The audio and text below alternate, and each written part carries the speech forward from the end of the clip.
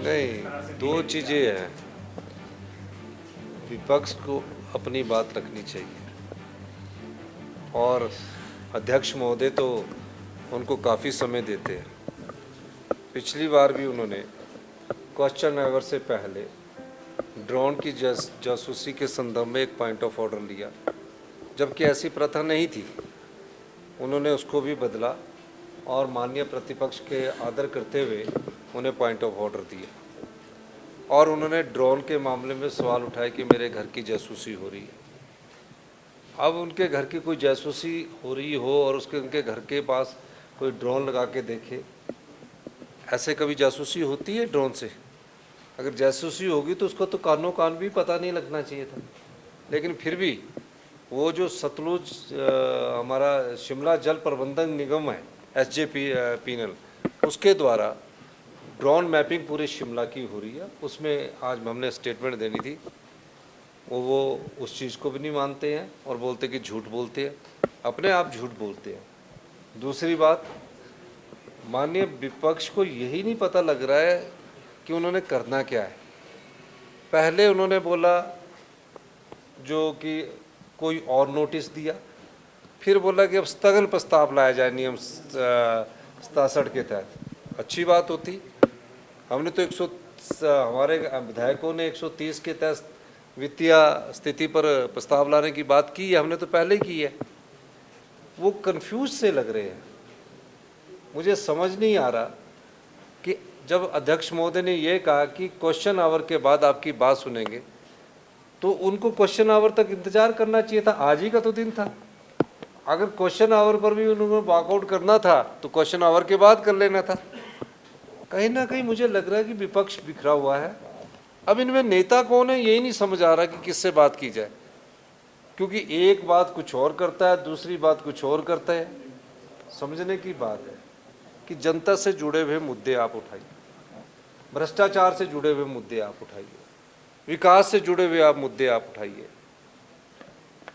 जो प्रदेश की आर्थिक स्थिति है और जो वित्तीय कुप्रबंधन पिछली सरकार ने किया उससे जुड़ा हुआ मुद्दे पर हम ला रहे हैं, सरकार चर्चा ला रही है, ये स्थगन ला रहे हैं, सेम ही चीज़ है। लेकिन उस पर भी भाग नहीं ले रहे, वॉकआउट करके आ रहे। चलिए, आपने वॉकआउट क्वेश्चन आवर कर दिया, अच्छी बात थी, जो कि रिकॉर्डेड नहीं है क्योंकि अध्यक्ष महोदय ने व्यवस्था दे दी गई है। लेकिन 12 बजे ही आ जाते। अगर इतने शुभचिंतक होते जो स्थगन प्रस्ताव लेके थे, 12 बजे दोबारा आ जाते। तो विपक्ष का दिवालियापन सामने नजर आ रहा है। तो मैं ये कह सकता हूँ कि भारतीय जनता पार्टी जनता के मुद्दों को उठा कर नहीं बल्कि वॉकआउट करने के लिए विधानसभा में आते हैं और वॉकआउट करके चले जाते हैं। अगर वो 12 बजे भी आते, मेरा मानना है कि अध्यक्ष महोदय ने अधिक समय विपक्ष को दिया है। सत्ता पक्ष उनसे कई बार बात भी करता है कि आप बहुत समय विपक्ष को देते हैं। मैं खुद व्यक्तिगत तौर पर पठानिया साहब के पास जाके बात करता हूं कि हमारे सदस्यों को समय मिलना चाहिए, लेकिन फिर भी अध्यक्ष महोदय विपक्ष को बहुत समय देते हैं। लेकिन मैं ये कहना चाहता हूँ, आपदा पर चर्चा कौन लाए? भारतीय जनता पार्टी वाले ने।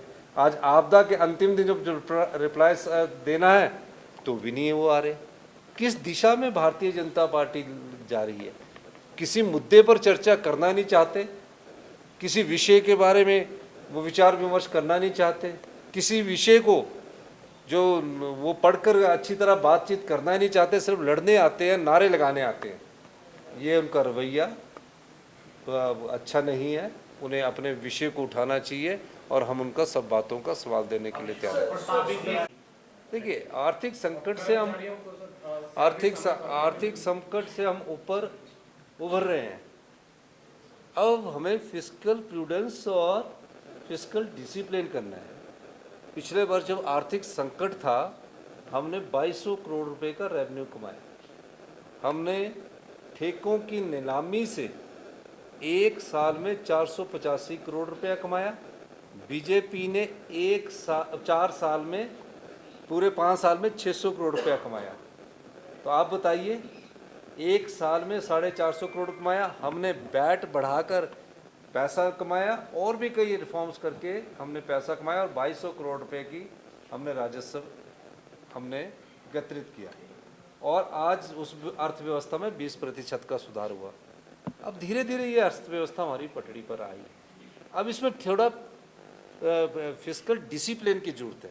जब इकोनॉमिक क्राइसिस से ऊपर उठते हैं तो हमें फिस्कल प्रूडेंस और फिस्कल डिसिप्लिन के माध्यम से चलना पड़ता है। हम उसमें चले हुए, और हम जो भी हमारे सरकारी कर्मचारी है, अधिकारी है, समाज के जितने भी वर्ग हैं, किसान हैं, बागवान हैं, महिलाएं हैं, हम सभी के पास अपनी सरकार की विकास की रोशनी को पहुंचाना चाहते हैं।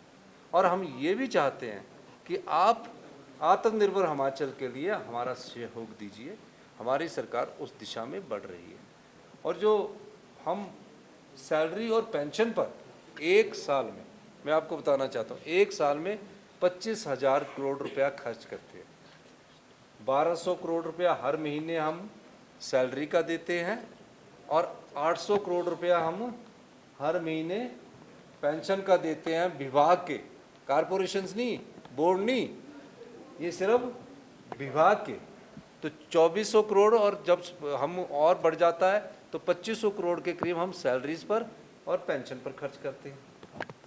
फिर उसके बाद जो हमने लोन लिया था उसके प्रिंसिपल अमाउंट पर खर्च करते हैं, फिर उसके इंटरेस्ट पर खर्च करते हैं। तो अगर प्रदेश की अर्थव्यवस्था पटड़ी पर लौट रही है तो उसमें थोड़ा और डिसिप्लिन की ज़रूरत है। 6-7 महीने में अगर हम ये डिसिप्लिन लगाएंगे तो अगले साल तक हमारी अर्थव्यवस्था पूरी तरह मजबूती से, तेज़ी से दौड़ेगी, और 2027 में हम आत्मनिर्भर बनेंगे। सर, पेरिस पे चल रही पैरा ओलंपिक्स में हिमाचल कार्य प्रणाली पर उन्होंने सवाल उठाए हैं, चाहे वो सदन के बाहर हो, सदन के अंदर हो।